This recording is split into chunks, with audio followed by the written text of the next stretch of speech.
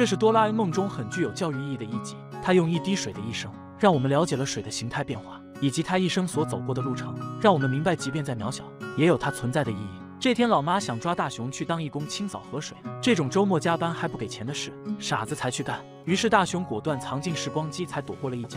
但清理河水本来就是人人有责，更何况人类的生存离不开水源。为了让大雄得知水的重要性，小多拉决定用水珠胶囊让他体验水的一生。两人变小进入胶囊后，小多拉便关闭了舱门，只见水珠变成透明状，穿过天花板，缓缓升入空中，而这正是蒸发的水分会随着气流上升的原理，也是水之旅程的开始。当高度达到1万米后，水珠会变成冰晶，并与周围的冰晶聚集，形成乌云，而这时的气温将达到-40度。当乌云聚集的足够多时，水珠便会随着雨水一同落下。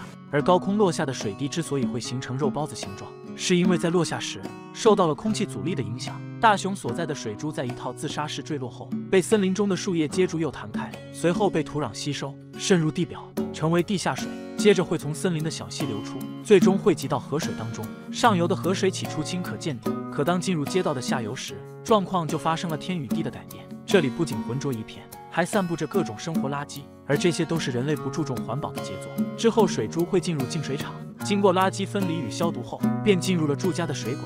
大雄原本还有些老色批上身，希望从静香家的浴池出来，可这里确实是浴池，只不过泡澡的不是静香，而是翘班在家摸鱼的老爸。老爸以为浴缸中混进了虫卵，二话不说就送他俩进了下水道。而这里可谓是臭气熏天，食欲大振。这些生活废水会被运送到污水处理厂，借用微生物的力量消毒杀菌后，再次汇入大海。可大雄还没来得及感叹世界真奇妙，就有人冲了厕所，把他们送到了化粪池。终于挨到处理干净后，两人再次流向了小河中。他们在这里看到了垂钓的虎父二人。